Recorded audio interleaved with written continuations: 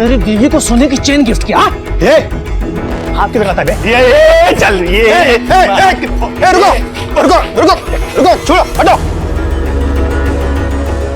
आज के बाद तू मेरे घर में घुसेगा नहीं, समझा? क्यों ना घुसूं? वहां का भाड़ा भरता हूं, समझा? और रही बात वो सोने की चेन की ना, तो जाके अपनी बीवी से पूछ क्यों दिया मैं उसको सोने का चेन।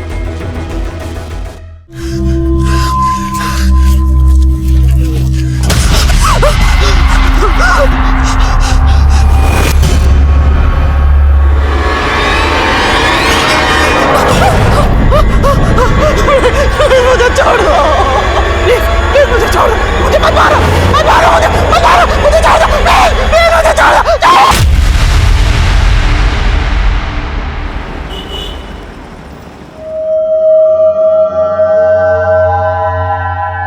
जी चाय। अरे चाय?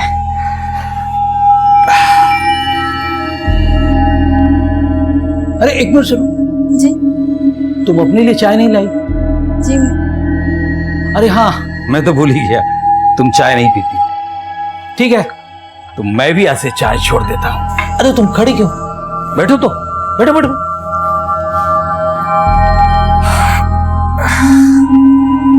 ये देखो, 16 जुलाई का मनाली के लिए प्लान है। 6 दिन 5 रात। वो गैस होना है, अभी आती हूँ। अरे सुनो तो।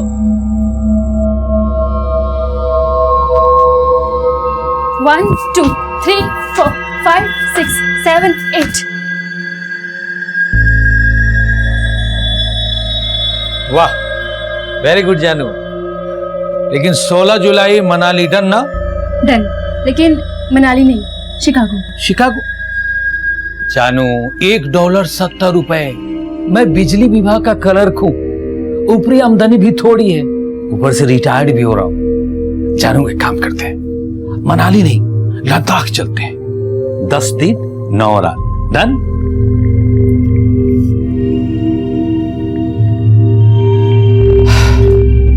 साला शादी ही नहीं करनी चाहिए।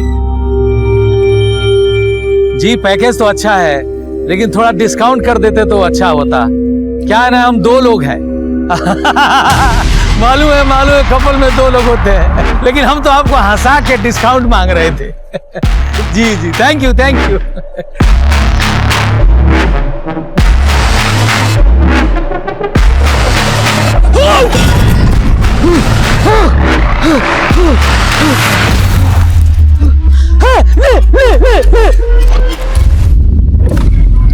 सर, कंट्रोल रूम से फोन आया था, खजूरी रोड पे एक बुजुर्ग आदमी का मर्डर हुआ है।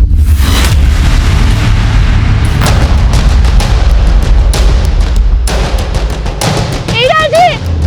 हीरा जी!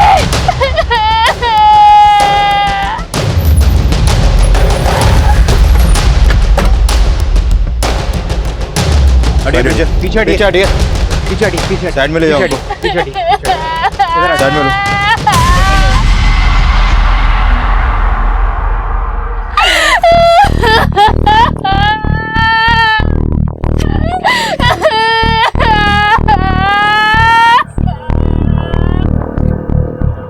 सर, इसका मोबाइल पर्स सब गायब है। कभी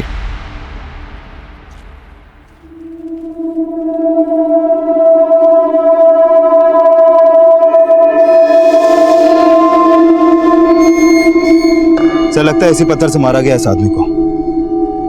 इतनी बेरहमी से कोई इसे कैसे मार सकता है, और क्यों मारेगा? सर, इसका नाम हीरा लाल था, हरिनगर में रहता था। हरिनगर? ये लड़की कौन है जो रो रही है? रीना, ये हीरालाल की बीवी है। बीवी? और ये जो साथ में लोग बैठे हैं? ये सब लोग पड़ोसी हैं सर, इन्होंने ही पुलिस को इन्फॉर्म किया था। एक बात समझ में नहीं आई, हीरालाल हरिनगर में रहता था, उसकी लाश मिली यहाँ खजूरी रोड पे। इन लोगों को कैसे पता लगा कि हीरालाल की मौत यहाँ हुई है? सर, रीना का कहना है कि मर्डर करने वाले ने खुद फोन करके उसे इस बारे में बताया। What? जी सर, उससे मुझे हीरा जी के नंबर से कॉल किया था। मैं उनका ऑफिस से आने का वेट कर रही थी, तभी वो कॉल आया था। जानू, बड़ा प्यारा नाम है तुम्हारा। हीरा जी, कौन बोल रहे हैं? हीरा नहीं, पन्ना। कौन पन्ना? हीरा जी कहाँ है? यहाँ खजूरी रोड पर। खजूरी रोड पे? यहाँ पर एक ट्रांसफार्मर है, उसके बगल में दीवार पर भोजपुरी फिल्म का पोस्टर लगा हुआ है, लहंगा में तूफान आइल बा। यहीं पर आ जाओ, यहीं मिलेंगे तुम्हें हीरा और पन्ना। हाँ? यहाँ आके देखा तो हीरा जी सर जरूर उसी पन्ना ने मारा होगा ही नहीं। ये पन्ना है कौन? क्या कभी हीरालाल ने पन्ना नाम के आदमी का जिक्र किया आपसे? नहीं सर, और मैं नहीं जानती कि हीरा जी किसी पन्ना को जानते थे या नहीं। हीरालाल का किसी से झगड़ा या दुश्मनी?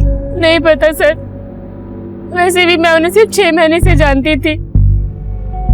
तो मैंने पहले हमारी शादी हुई है और ये सब हो गया। आपके अलावा हीरालाल की फैमिली में और कौन कौन? मेरे अलावा उनका कोई नहीं था। हीरा जी, हीरा जी। सर आसपास सीसीटीवी मिलने का कोई चांस नहीं लगता। सुबह इस एरिया को आके फिर से स्कैन करो, शायद किसी ने हीरालाल के साथ किसी को देखा हो। सर इसकी बीवी ने बताया कि हीरा को किसी पन्ना ने मारा है, लेकिन कोई मर्डर करने वाला अपना सही नाम क्यों बताएगा? लेकिन कोई मर्डर करने वाला ये भी क्यों बताएगा कि उसने मर्डर किया? मुझे तो लगता है ये हीरालाल की बीवी रीना कहानी बना रही है। दोनों की उम्र में कितना फर्क है? मुझे तो दोनों के रिलेशन पे ही शक है।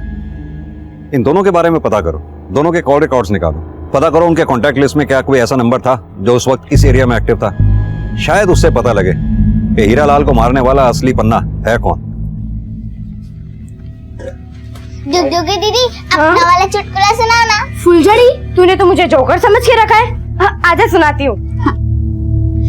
13 साल पहले एक डॉक्टरनी मैडम ने हमारे अम्मा के पेट में इतना लंबा वाला चीरा लगाया और फिर हमारा अम्मा का पेट तो फाड़ दिया, उसमें से मुझे बाहर निकाला।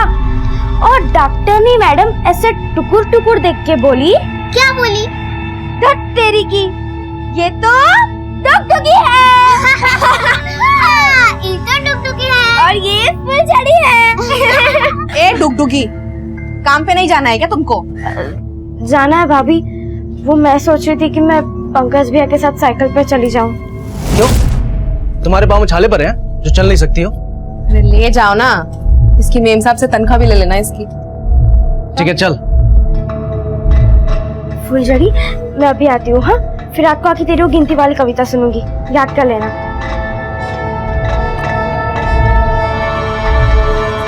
आती हूँ। हाँ, बाय बाय। 1 2 3 4, आज है शनिवार, 5 6 7। ए फुलझड़ी, जाके अपना ये शनिवार इतवार अंदर करो, जाओ। साला ऐसा बसंती पिया मिला है, माँ बनो नहीं और यहाँ 2 पालो बच्चा समझ के।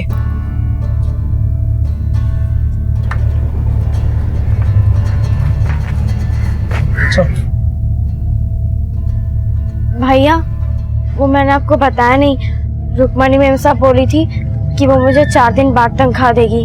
क्यों? तो उसका झाड़ू पोछा देर से करती है क्या कि हमेशा तनख्वाह देरी से देगी? चल जा अभी, बोल देना 4 दिन में पक्का चाहिए। ठीक है भैया। अरे मलेरिया, मच्छर मारने जा रहा है? अबे डेंगू, तूने कितने मारे? मारेगा तो सेठ तुम्हारी, वो भी घड़ी दिखा के। और जाओ लेट लतीफ, मैं तो चला खटिया तोड़ने।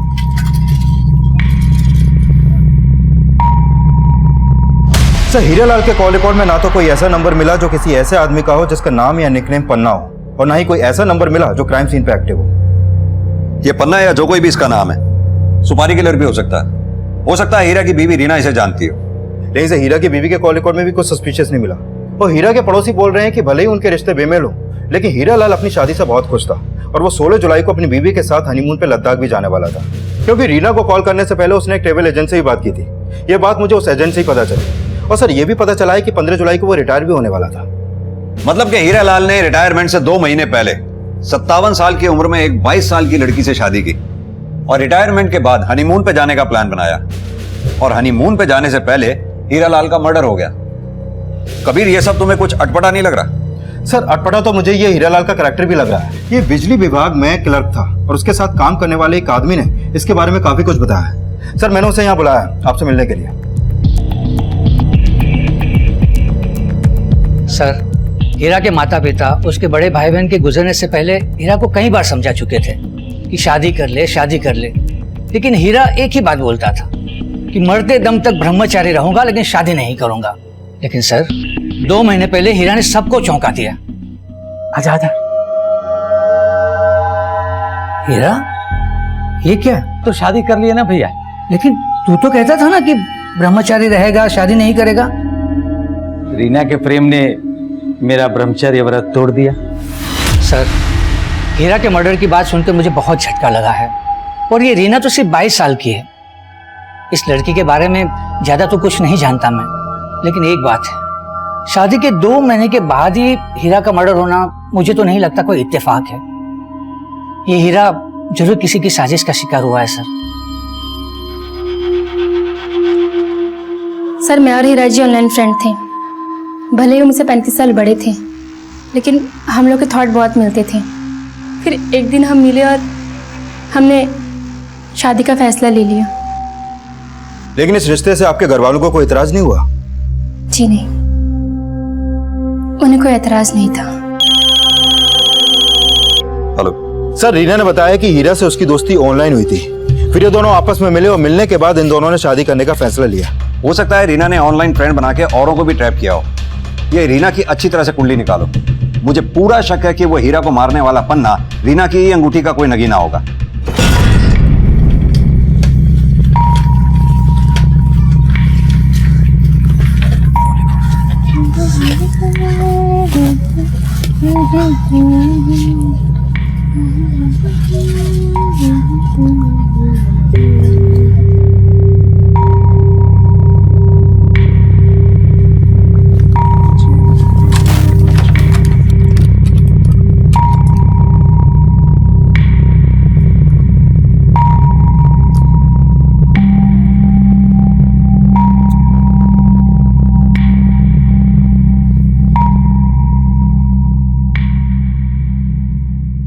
इतने पैसे लाता कहाँ से रे तू? अरे वो अपना सेटिंग है ना तगड़ा वाला। लेकिन कल तेरे पति पंकज को ना शक हो गया। उसने मेरे शर्ट पे तेरे होठ के निशान देख लिए। तू अपना तापमान मत गर्म करना उसके फूकने से। वो फूकता है तब भी मजा आता है। तू भी कमाल की ज्वालामुखी है रे। 2 परमाणु एक साथ जला रही है। साला हम दोनों उधर 12-12 घंटे चौकीदारी भी एक करते हैं और इधर तेरी सेवादारी भी है। मैं तेरे पति का किराएदार, लेकिन मेरी मालकिन तू। लेकिन यार, एक म्यान में 2 तलवार का टंटा खत्म कर। बोल, तेरे को पति चाहिए या प्रेमी? देख, जो पति कर सकता है ना वो प्रेमी नहीं, और जो प्रेमी कर सकता है पति नहीं। तो तू सोच ले कि तुझे पति बनकर फूकना है या प्रेमी बनकर जलना है। वो सब बाद में सोचेंगे, पहले जल लेते हैं। सर, हीरा का सोशल नेटवर्किंग अकाउंट ऐसे ही पोस्ट से भरा पड़ा है। पढ़ के लगता है जैसे बहुत ही संस्कारी होगा, लेकिन रीना ने हीरा को हनी ट्रैप किया होगा, इसका अंदाजा रीना और हीरा के सोशल नेटवर्किंग अकाउंट से भी पता नहीं चल पा रहा।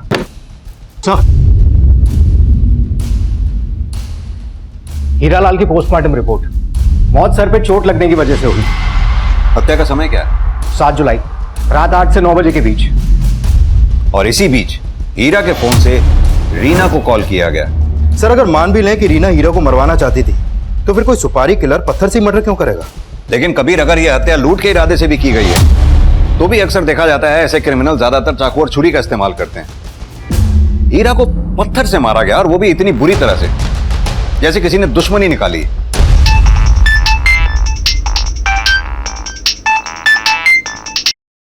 हाँ भैया, तेरे भैया का सैया बोल रहा हूँ। कौन? मानिक भैया कहाँ है? माल रोड पे। साला मच्छर बहुत है यहाँ। आप कौन? मैं हीरा। कौन हीरा? और मानिक भैया के फोन से कॉल क्यों कर रहे हो? अबे, तुझे कॉल करूंगा तभी तो तुझे पता चलेगा कि तेरे भैया के साथ माल रोड पे मैंने क्या किया है। क्या किया है? टपका दिया। टपका दिया? Hello hello hello.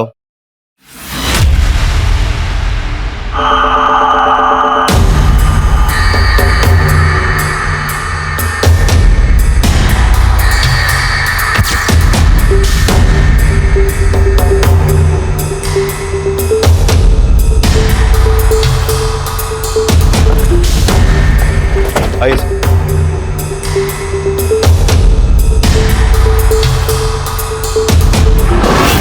सर, इस आदमी का नाम मानिक है और किलर ने इसी मानिक के मोबाइल से इसके भाई योगेश को कॉल किया जिस तरह हीरा की वाइफ को किया गया था।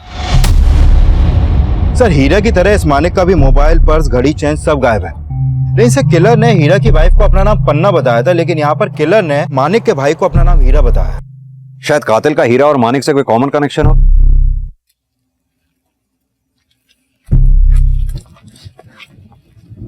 क्या तुम या तुम्हारा भाई मानिक किसी हीरा नाम के आदमी को जानते हो? नहीं सर।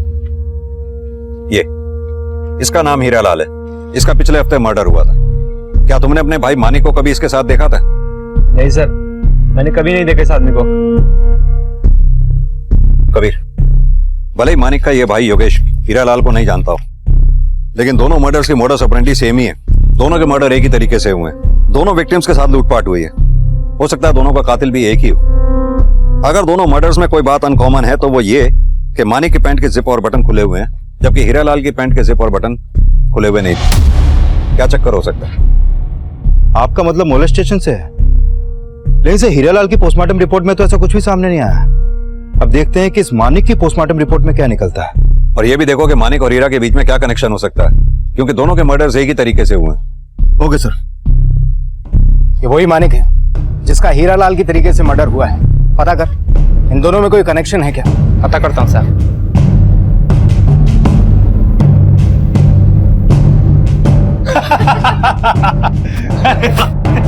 चलिए अच्छा।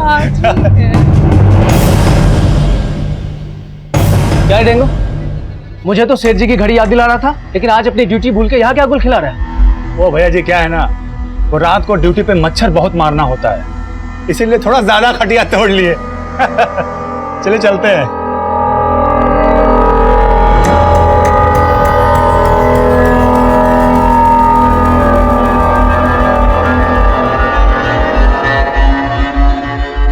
सुनीता, देख मैं तुम्हारे लिए क्या लाया हूँ। क्या? गजरा है। अच्छा है ना? तो तुम खुद ही लगा दो। देखो तो जरा, ये चेन कहाँ से आई? ये ना मेरी माँ ने दी थी तीज में। रुको, मैं तुम्हारे लिए चाय बना के लेके आती हूँ। हाँ,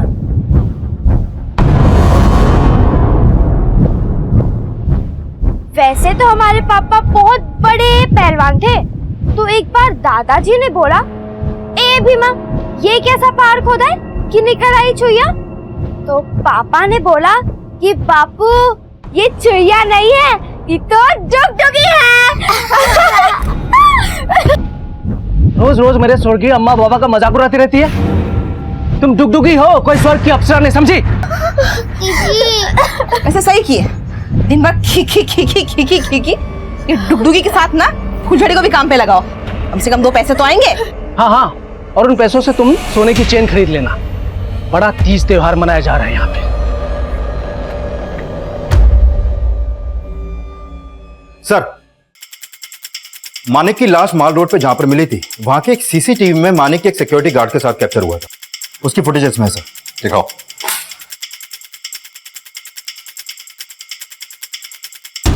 ये देखिए सर, ये सिक्योरिटी गार्ड है मानिक के साथ, लेकिन सर इस गार्ड का चेहरा क्लियर नहीं दिख रहा है। मैंने मानिक के भाई से भी इस गार्ड के बारे में जानने की कोशिश की, लेकिन वो भी ऐसे किसी गार्ड को नहीं जानता जो मानिक को जानता हो। लेकिन जिस तरह से ये गार्ड मानिक की बाइक पे बैठा है, उससे तो ये लगता है कि ये मानिक को जानता होगा। लेकिन सर, मानिक के कॉल रिकॉर्ड में भी ऐसा कोई नंबर नहीं मिला जिससे पता चले कि वो इसे जानता हो। सर, हो सकता है कि मानिक ने इस गार्ड को लिफ्ट दी हो, और इसके भी पूरे चांसेस हैं कि इसी गार्ड ने मानिक को मारा हो, क्योंकि ये दोनों उसी डायरेक्शन में जा रहे थे जहां पर मानिक की लाश मिली। अगर इस गार्ड ने मानिक को मारा है, तो हो सकता है इसी ने फिर हीरा लाल को भी मारा हो। ये कौन सी एजेंसी की यूनिफॉर्म पहनी है इस गार्ड ने? सर, ये यूनिफॉर्म एसएक्स सिक्योरिटी एजेंसी की है। मैंने वहां पर काम करने वाले हर एम्प्लॉय का डेटा मंगवाया सर। गुड।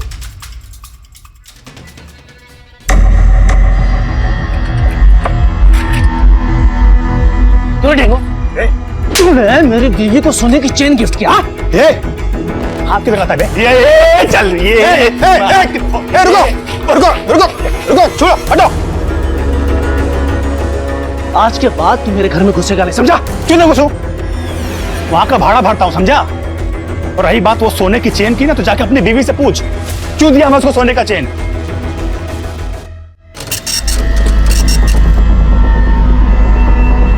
मानिक के साथ देखे गए सिक्योरिटी गार्ड को हीरालाल और मानिक दोनों की हत्याओं का सस्पेक्ट माना जा रहा था और इस सिक्योरिटी गार्ड का पता लगाने के लिए पुलिस हर संभव कोशिश कर रही थी, लेकिन परिणाम अब भी शून्य था। सर, एसएक्स सिक्योरिटी एजेंसी में जितने भी गार्ड हैं, उनमें से किसी का भी फोन क्राइम सीन पर एक्टिव नहीं था। कबीर, ये जरूरी तो नहीं कि क्रिमिनल क्राइम सीन पे अपना फोन साथ में ही लेके जाए। लेकिन सर, जो सीसीटीवी फुटेज हमने देखी उसमें वो गार्ड बाइक पर बैठा था और उसका चेहरा भी क्लियर दिखाई नहीं दे रहा था। और हीरा और मानिक के बैकग्राउंड में भी उनका किसी भी कार से कोई कनेक्शन नहीं है। सर, खबरियों से हीरालाल और मानिक का एक कॉमन कनेक्शन सामने आया है। 2 साल पहले तक हीरालाल सुखामा रोड पर आया जाया करता था, मानिक भी वहीं आता था। ये सुखामा रोड वही है ना जहाँ ये सभी गेज इकट्ठे होते हैं? Yes sir. इस हीरालाल का 57 साल तक शादी ना करने के पीछे राज यही था कि वो होमोसेक्सुअल था। और सर, ये मानिक भी होमोसेक्सुअल था। तो हो सकता है हीरालाल और मानिक के मर्डर में किसी गे का हाथ हो जो उन दोनों का क्लाइंट हो और जिसने सिक्योरिटी गार्ड के कपड़े पहनकर इन दोनों के मर्डर्स किए हों। एक काम करो, ये सुकामा रोड पे जहां भी ये गेज इकट्ठे होते हैं उन सबको राउंड अप करो। हो सकता है ये काम उनमें से ही किसी एक का हो। Okay sir. सिक्योरिटी गार्ड के लिबास में दिख रहे किलर को अब गे और होमोसेक्सुअल भी समझा जा रहा था और उस किलर की तलाश में कई संदिग्धों को राउंड अप भी किया जा रहा था, लेकिन असली कातिल तक पहुंचने के लिए पुलिस को अभी काफी मशक्कत करनी थी। सर, मानिक की इस पोस्टमार्टम रिपोर्ट के मुताबिक उसकी हत्या किसी भारी पत्थर के वार से हुई और हीरा की तरह मानिक को भी मॉलेज नहीं किया गया था। लेकिन थे तो दोनों ही होमोसेक्सुअल, यानी कि समलेंगे। सर, सुकामा रोड पे काम करने वाले हर गे को खंगाला, लेकिन कुछ खास मिला नहीं। लेकिन सर, इन दोनों मर्डर में कई बातें कॉमन है। जैसे? आइए सर, पहले मर्डर हुआ हीरा का, उसके बाद मर्डर हुआ मानिक का। सर, इन दोनों के मर्डर में पहली कॉमन बात यह है कि इन दोनों का मर्डर ट्यूसडे नाइट को हुआ। और सर, दूसरी कॉमन बात यह है कि इन दोनों के मर्डर का तरीका एक ही है, इन दोनों को किसी भारी पत्थर से मारा गया। सर, तीसरी कॉमन बात यह है कि इन दोनों के मर्डर करने के बाद किलर ने इन्हीं के फोन से इन्हीं के घर वालों को कॉल किया। सर, इन दोनों मर्डर में किलर का मोडस ऑपरेंडी एक ही है और जिस तरीके से उस किलर ने ये दोनों मर्डर किए हैं उसे तो लगता है कि वो कोई साइको ही है और हो सकता है कि वो साइको कोई सीरियल किलर हो, स्टोनमैन। हीरालाल और मानिक की हत्या करने वाले किलर को अब सीरियल किलर समझा जा रहा था। लोगों को उससे बचने के लिए सतर्क किया जा रहा था और जिस मॉडस ऑपरेंडी से मर्डर किए जा रहे थे वो इस केस की जड़ें और भी गहरी करने वाला था।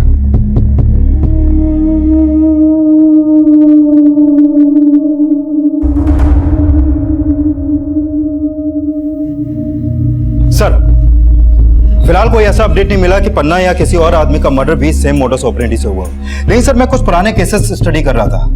इसमें सामने आया कि हीरा और मानिक के किलर की तरह ही 1989 में कोलकाता में 13 लोगों का मर्डर भी किलर ने पत्थर मार के किया था और सर, हीरा और मानिक का मर्डर भी पत्थर से ही हुआ था।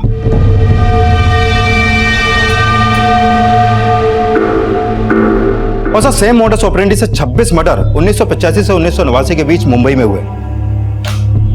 सर, कोलकाता में 13 और मुंबई में 26 मर्डर के पीछे एक ही आदमी का हाथ होगा, इसका अभी तक पता नहीं चल पाया सर। ये सभी 39 मर्डर केसेस अभी तक अनसॉल्व्ड हैं। जिसने भी मर्डर किए वो अभी तक पकड़ा नहीं गया सर।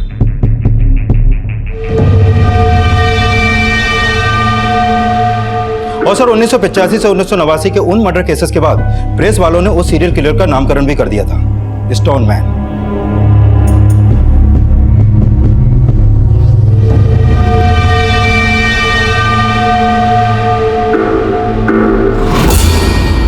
सर, वैसा ही एक स्टोनमैन 2009 में भी सामने आया। साल 2009 में गुजरात के राजकोट शहर में 3 लोगों का मर्डर भी इसी तरह पत्थर मार के किया गया था, जिस तरह हीरा और मानिक को मारा गया। लेकिन सर, राजकोट के इस स्टोनमैन को गुजरात पुलिस ने अरेस्ट कर लिया था। यह स्टोनमैन अब भी गुजरात जेल में है। लेकिन जिस स्टोनमैन को हम ढूंढ रहे हैं वो अभी तक फरार है। वो उन सीरियल किलर से ज्यादा अतरंगी है। वो लोगों की पत्थर मारकर सिर्फ जान ही नहीं लेता, वो विक्टिम के मोबाइल फोन से उसके परिवार वालों को फोन करके क्राइम स्पॉट पे बुलाता है, जैसे कि हमें चैलेंज दे रहा हो। कबीर, इससे पहले कि वो किसी और को शिकार बनाए, हमें उसे ढूंढ निकालना होगा।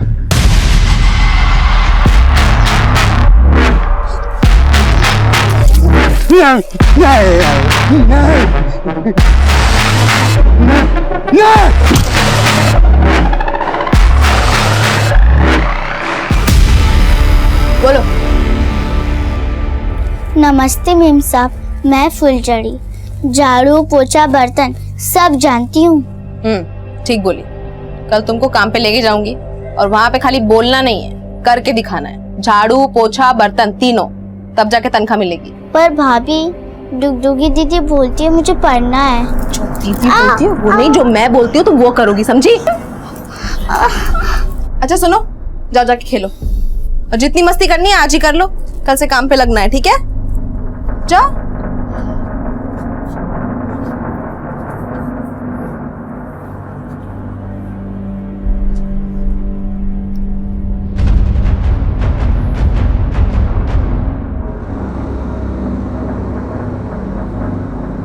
अरे देवर जी, चाय पियेंगे आप? अरे नहीं भाभी जी, हम तो बस अब कुछ दिनों के मेहमान हैं आपके यहाँ पर। क्यों? मतलब अगले महीने हम आपका घर खाली कर रहे हैं। ऐसा क्या हो गया? अब आपको क्या हम बताएं? छी छी छी छी। अरे पंकज भैया ने मेरे और आपके बारे में इतना गलत सोचा कि मुझे बताते हुए भी शर्म आ रही है आपको भाभी जी।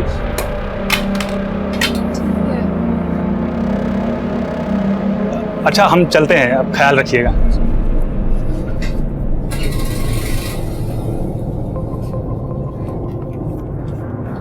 अब तुम मुझे और बेवकूफ नहीं बना सकती हो। मैं पुनीत को निकाल के ही रहूंगा। अरे क्यों अपने शक के चक्कर में 2000 का नुकसान करवा रहे हो? हाँ, तुम्हारे लिए मैं पाई पाई जोड़ रही हूँ। तुम्हारी छोटी बहन को नौकरी भी लगवा दिया है और तुम हो कि भाभी फुलझड़ी काम नहीं करेगी, उसे हमें पढ़ाना है। तुम चुप रहो। पैसा मुझे प्यारा है लेकिन पुनीत यहाँ नहीं रहेगा। भैया मैं भी कह दे रही हूँ, फुलझड़ी काम नहीं करेगी। लेकिन मैं चुप नहीं रहूंगी, समझे? तुम मुझ पे शक कर रहे हो। भाभी फुलझड़ी काम नहीं करेगी। इस घर में जो मैं बोलूंगी वो होगा, जो तुम बोलोगे तुम्हारा भाई बोलेगा वो सब नहीं चलेगा, समझी? सब तुम्हारे चक्कर, सब तुम्हें पालने के चक्कर में बेबी साथ दो बेटा।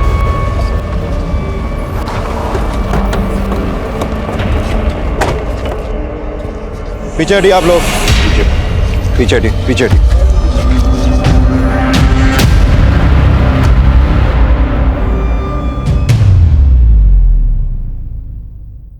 सर इस मर्डर का भी मॉडस ऑपरेंडी सेम है। मानिक की तरह इसकी पैंट का भी जिप और बटन खुले हुए हैं, लेकिन सर हीरा के केस में ऐसा नहीं था। सर हो सकता है कि ये आदमी होमोसेक्सुअल हो, तभी इसको मारा गया। इसलिए इस बार इस मर्डर का पता इसके घर वालों से हमें नहीं चला। हो सकता है किलर ने विक्टिम के फोन से उसके घर वालों को फोन किया ही ना हो। और वैसे भी आज थर्सडे है और पिछले 2 मर्डर ट्यूसडे नाइट में हुए। सर अगर मान लो कि हमारा ट्यूसडे वाला अंदाजा गलत था, तो ये भी तो हो सकता है कि इस किलर ने इस आदमी के घर वालों को फोन किया हो, लेकिन ये आदमी इस एरिया का ही ना हो। या ये भी हो सकता है कि इस आदमी के पास ही फोन ना हो। कभी कैसे भी करके इस तीसरे आदमी की पहचान होना हमारे लिए बहुत जरूरी है। हो सकता है इसकी पहचान से ही किलर की पहचान जुड़ी हुई हो। अरे भैया भाभी तुम डुगडुगी को बचाए, फिर फुलझड़ी काहे रो रही है? दीदी जब आपको कोई मारता है तो फुलझड़ी को भी दर्द होता है। देखो मुझे तो दर्द नहीं हो रहा, हम तो हंस रहे, तुम भी हंसो हंसो हंसो। खी खी खी बंद करो, जाके खाना बनाओ। भाभी आप जो बोलेंगी वो मैं करूंगी, लेकिन फुलझड़ी से काम मत करवाइए। अच्छा, जो मैं बोलूंगी वो करोगी? जाके अपने भैया का खून कर दो। करोगी? नहीं कर सकती ना, तो जो मैं बोल रही हूँ वो करो, वरना तुम दोनों का खून कर दूंगी। चलो आगे खाना बनाओ।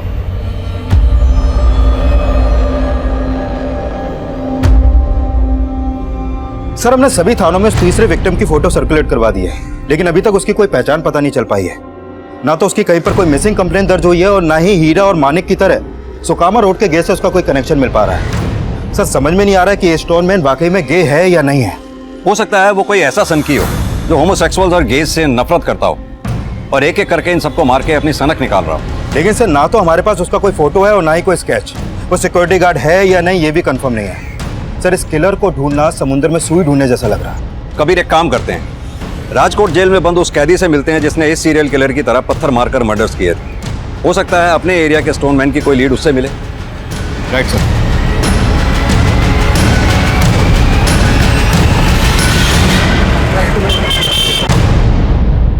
साहब मैं स्टोनमैन नहीं, छुरीबाज था। चाकू की नोक पे लोगों को लूटना, फिर टपका देना। फिर मुझे पता चला रमन राघव का, सुना 54 लोगों का मर्डर किया। साहब मुझे रमन राघव से बड़ा क्रिमिनल बनना था, इसलिए उसके 54 मर्डर का रिकॉर्ड तोड़ने के लिए 3 लोगों को पत्थर मार के टपका डाला मैं। तेरे जैसा एक सनकी बाहर भी घूम रहा है जो लोगों को पत्थर से मारता है। तेरा कोई भाई भाई भी है क्या? मेरा कोई भाई भाई नहीं है। हाँ, एक दोस्त था बबलू। जब मैंने 2 लोगों को पत्थर मार के टपकाया तब वो मुझे बोला कि तेरे से पहला मैं रमन राघव का रिकॉर्ड तोड़ेगा। अभी भी वो बाहर है साहब। एक बात बता, ये बबलू गे है क्या? अरे नहीं साहब, बबलू गे हुए नहीं है। गे तो अपना पुरोहित है। कौन पुरोहित? अपनी गैंग में था साहब। हो सकता है बाहर ये बबलू और पुरोहित का कंपटीशन चल रहा है कि सबसे ज्यादा मर्डर कौन करेगा। उस स्टोनमैन को ढूंढने के लिए पुलिस बबलू और पुरोहित समेत कई खूंखार अपराधियों के क्राइम रिकॉर्ड स्टडी कर रही थी और इस कोशिश में कई ऐसे क्रिमिनल्स पकड़े भी गए जो काफी लंबे समय से फरार थे। लेकिन जिस स्टोनमैन को पुलिस ढूंढ रही थी वो अभी तक गायब था और उस तीसरे विक्टिम की पहचान भी अभी तक पता नहीं चल पाई थी।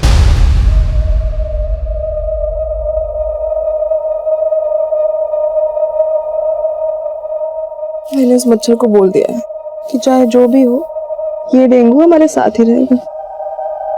तुम्हें इतने महंगे महंगे तोहफे लाके दिए, तुम्हें ये चेन लाके दी और तुम अपने पति की तरह मेरा मजाक उड़ा रही हो, डेंगू बुला रही हो। मेरे मन में जो आएगा मैं उस नाम से बुलाऊंगी और प्यार सिर्फ तुमसे करूंगी मेरे डेंगू। फुलझड़ी। अरे डुगडुगी, तुम क्या क्या कर रही हो? ऐसे मारोगे ना तो अपने भैया को और बड़ा चढ़ा के बताएंगे और इनका भैया तुम्हें कुछ करे ना करे लेकिन मेरी जान ले लेगा वो। इनको जान से मारना पड़ेगा। ठीक है, जैसे उसके कॉल रिकॉर्ड आते हैं तो इन्फॉर्म करना। सर, जहांगीर थाने से फोन था। हसनपुर रोड पे जिस तीसरे आदमी का मर्डर हुआ था उसकी पहचान हो गई है। हसमुख नाम है उसका। हसनपुर में अकेला रहता था और हसमुख के बेटा बेटी बेंगलोर में रहते थे। लेकिन काफी टाइम से हसमुख का उनका कॉल नहीं पहुंचा तो हसमुख का बेटा हसनपुर आया, लेकिन उनके घर में ताला लगा था सर। और जब घर खुला तो देखा कि उनके घर में लूटपाट हुई थी। कबीर, क्या ये पता लगा कि हसमुख होमोसेक्सुअल है या नहीं? सर, फिलहाल तो ऐसा कुछ सामने नहीं आया है।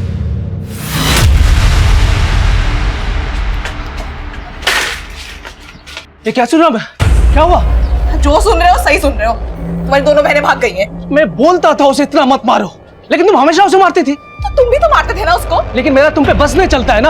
अब देख क्या रही हो? चलो ढूंढो उसको, नहीं तो उसके साथ हमारी कमाई भी जाएगी।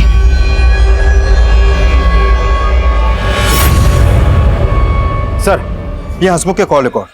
हत्या वाले दिन उसके नंबर से किसी को भी लास्ट कॉल नहीं किया गया था, बल्कि उसकी हत्या से 2 घंटे पहले उसके फोन पे एक नंबर से कॉल आया था। ये देखिए सर।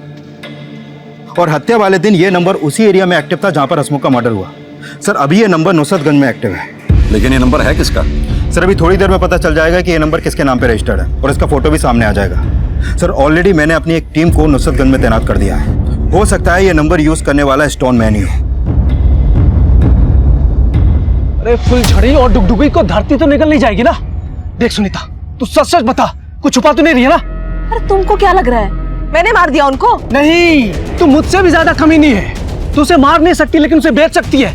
अब बता क्या किया तूने? जबान संभाल के बात करो। अगर और एक शब्द बोला ना तो यही खड़े खड़े तुमको बेच दूंगी, समझे?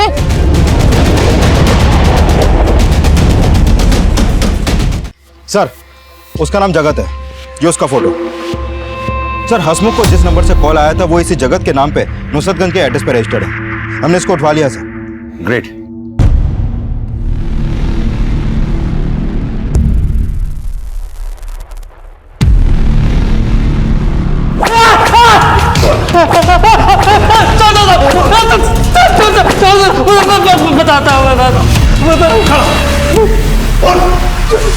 हसमुख सेठ मुझे नौकर कम और गुलाम ज्यादा समझते थे। उन्होंने मुझे बहुत सताया साहब।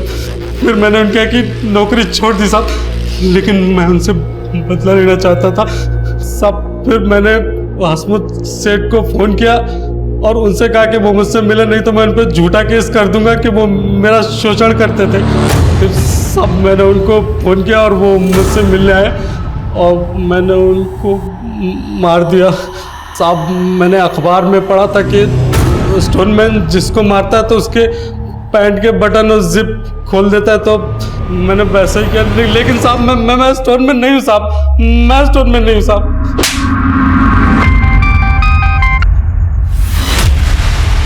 अरे सुषमा, कहाँ हो तुम?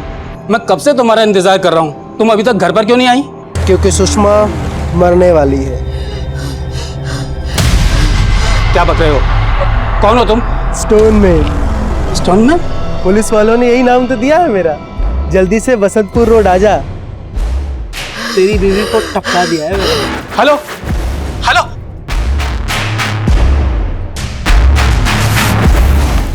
क्या सर? बसंतपुर में इस बार स्टोनमैन ने एक औरत को मारा। औरत को? हाँ सर, उस औरत का नाम सुषमा है और किलर ने सुषमा के ही फोन से उसके पति को कॉल करके मर्डर लोकेशन बताई है। और इस बार किलर ने अपना नाम स्टोनमैन बताया है। स्टोनमैन? Yes sir.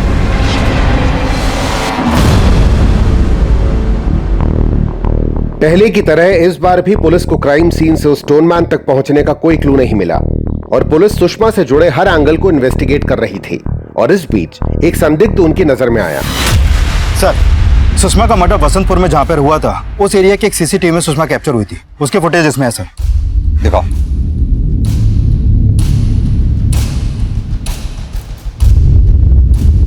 ये देखिए सर। सर, मानिक के साथ भी एक सिक्योरिटी गार्ड देखा गया था और उसने भी ऐसे ही कपड़े पहने हुए थे, लेकिन इस फुटेज में गार्ड का चेहरा साफ दिख रहा है। इसकी पहचान होना हमारे लिए बहुत जरूरी है।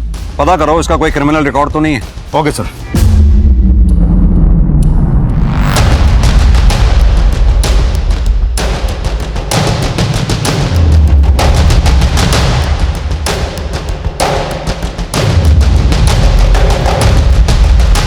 सर, अगर ये स्टोनमैन इसी एरिया का होता तब तक तो इसकी पहचान पता चल गई होती। तो हो सकता है कबीर ये कहीं बाहर का रहने वाला हो, यहाँ क्राइम करता हो और वापस चला जाता हो। जिस जिस दिन भी मर्डर हुए हैं उस दिन के सभी रेलवे स्टेशन और बस अड्डे की सीसीटीवी फुटेज चेक करो। Okay sir.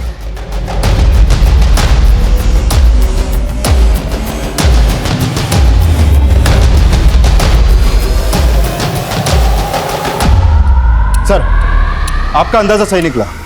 जिस दिन भी मर्डर हुए थे उस दिन ये security guard Ashok Nagar railway station के पास वाले मार्केट के एक सीसीटीवी में कैप्चर हुआ था। ये देखिए सर। लेकिन सर, पता नहीं चल पा रहा है कि ये आता कौन से एरिया से। कबीर एक काम करो, अपनी एक टीम सादे कपड़ों में इस मार्केट के आसपास तैनात कर दो। हो सकता है फिर किसी दिन ये किसी न किसी को शिकार बनाने के लिए यहाँ आए। Okay sir.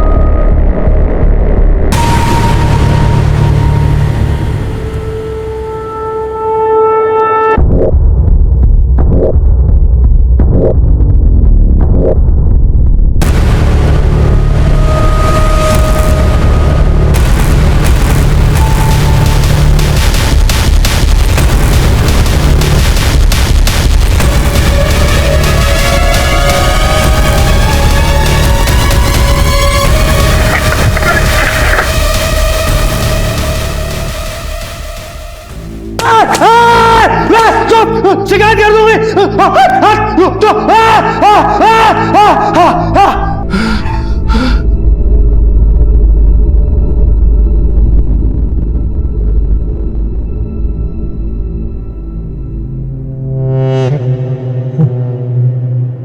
क्या साहब, आप लोग भी बजाने आए हो? बकवास बंद कर, सीधे तरीके से बोल। क्या सीधा सीधा बोलूं साहब? सारी दुनिया ने बजाया है मुझे, आप भी बजा लो। डुगडुगी जठेरी। तेरी की, ये तो डुगडुगी है। डुगडुगी, सही नाम बोल अपना। सही तो बोल रहे हो साहब। साहब, मेरा भाई गधा था, एकदम गधा, खुद को शेर समझता था। और मेरी भाभी लोमड़ी थी, लोमड़ी। उसका एक कुत्ता जैसा यार था। मेरी भाभी और वो कुत्ता मिलके मुझे बहुत बजाते थे साहब, बहुत बजाते थे। रुक जा, रुक जा। अरे ऐसे मारने से कुछ नहीं होने वाला है। ऐसे मारोगे ना तो अपने भैया को और बड़ा चढ़ा के बताएंगे। इनको जान से मारना पड़ेगा।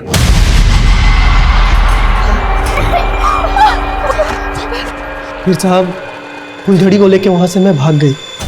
फुलझड़ी कौन? मेरी बहन। डुगडुगी तेरा नाम है?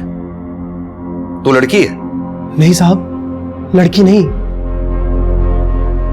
मैं किन्नर हूं साहब, किन्नर।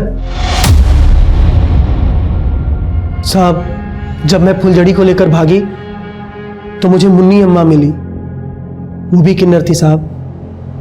तब से फिर मैं उसी के साथ नाचने लगी, बख्शीशें मांगती थी और मुझे जो पैसे मिलते थे उससे मैं फुलझड़ी को पढ़ाती थी। जब उससे भी नहीं बन पड़ा तो मैं के लोगों के साथ अपना जिस्म तक बेची साहब। लेकिन फुलझड़ी भी दगाबाज निकली, उसको अच्छा नहीं लगता था मेरे साथ रहना। और एक दिन उसने मुझे इतना नीचा दिखाया कि अपने कॉलेज के लड़के के साथ भाग गई। फुलझड़ी के जाने के बाद मेरी जिंदगी खत्म, पूरी तरह से खत्म। फिर मैं सोची मेरी जिंदगी क्यों खत्म? जिन लोगों ने मेरी जिंदगी खत्म की उन सबकी जिंदगी खत्म। तो हीरालाल और मानिक तेरे साथ गलत काम करते थे, लेकिन तूने उस औरत को क्यों मारा? उस औरत ने मुझे थप्पड़ मारा साहब, मुझे बर्दाश्त नहीं हुआ उसका थप्पड़, इसलिए मैंने साहब सबसे पहले तो मैं अपने भैया और भाभी को मारना चाहता था, लेकिन पता नहीं वो लोग अपना घर द्वार बेच के कहां चले गए। और उन सबका गुस्सा मैंने उन सब पे एक एक करके। माना कि दुनिया ने तेरे साथ जो कुछ भी किया गलत किया, लेकिन तूने जो दुनिया के साथ किया क्या वो ठीक है? हालांकि ऐसा माना जा रहा था कि डुगडुगी की मानसिक हालत बिगड़ चुकी थी, लेकिन उसकी मेडिकल रिपोर्ट ने इस संभावना को नकार दिया। डुगडुगी ने भले ही बचपन से कई तरह की मानसिक और शारीरिक यातनाएं सही होंगी, लेकिन हत्या एक ऐसा अपराध है जिसके लिए कभी माफी नहीं दी जा सकती।